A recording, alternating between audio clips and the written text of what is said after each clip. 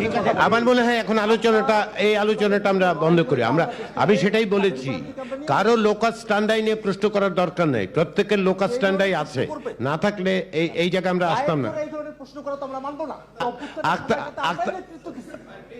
সাথে নিয়ে আমরা অভ্যুত্থানটা করছি, আমার এজেন্সি নিয়ে প্রশ্ন ওঠে। না তা বুঝতে পেরেছি। আমার দল এবং আমার দল শুধু না, গোটা অভ্যুত্থানে যে ছাত্র জনতা মাঠে নেমে আসলো, তাদের অস্তিত্ব নিয়ে, তাদের এজেন্সি নিয়ে প্রশ্ন ওঠানো হচ্ছে। ভোটের অনুপাতে, ভোটের যে সংখ্যানুপাতিক প্রতিনিধিত্ব, এটা তো পুরো পৃথিবীতেই ডেমোক্রেটিক একটা প্রসেস। আমার মনে হয় আনইলেক্টেড জিনিস না। না এই থিওরিটিক্যাল ডিবেটে যাওয়ার দরকার নেই। আপার হাউসেও জাভেদ এই থিওরিটিক্যাল ডিবেটে আমরা যাব না। উনি ওনার পজিশন লোয়ার হাউস গঠিত হয়, সেক্ষেত্রে তো আলাদা। জাভেদ আমি আপনাকে যেখানে সালাউদ্দিন ভাই, লোয়ার হাউস সালাউদ্দিন ভাই, সেক্ষেত্রে আলাদা। সালাউদ্দিন ভাই, সেম জিনিসটা আছে। আমি 90টা দেশে বিভিন্ন ভাবে পিআর প্র্যাকটিস হয়, সেটা লোয়ার হাউসের ক্ষেত্রে প্রাইমারিলি হয়। সালাউদ্দিন ভাই, সেই ক্ষেত্রে তো আমি যাচ্ছি। আপনার মনোযোগ আকর্ষণ আপার করতে হাউসও আছে। লোয়ারে যেখানে অ্যালাউড, তখন আপারে অ্যালাউড হয়। আচ্ছা, আপনারা কেউ আমার কথা শুনছেন যাচ্ছি না। না।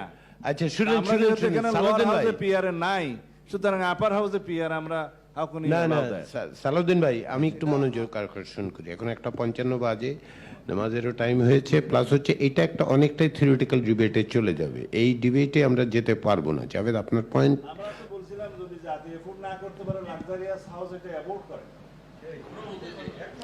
না আপনারা বলছেন, শুনে সেটা তো আপনারা বলেছেন, আচ্ছা ঠিক আছে। আবার মনে হয় এই আলোচনাটা এখানে আমরা স্টপ করব।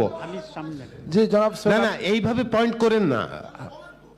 না হুদা ভাই, এই এক্সপ্রেশনটা কিছুদিন আগে আরেকজনের এরকম একটা এক্সপ্রেশন।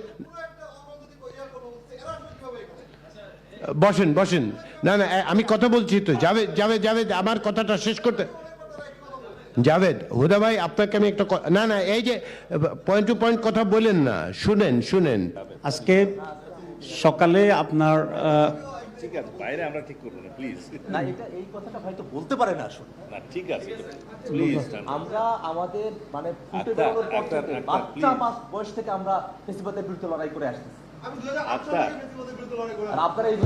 আমার মনে হয় এখন এই আলোচনাটা আমরা বন্ধ করি।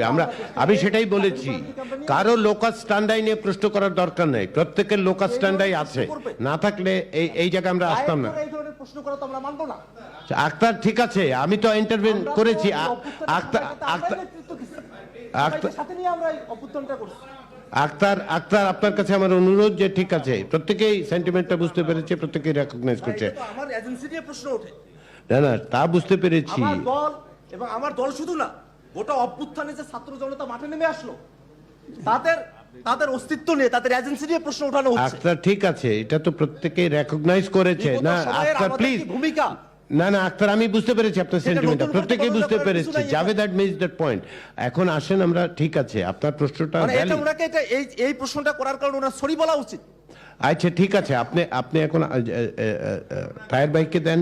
এখন 2টা বাজে, প্রত্যেকেই আমরা সম্ভবত ক্ষুধার্তও বটে।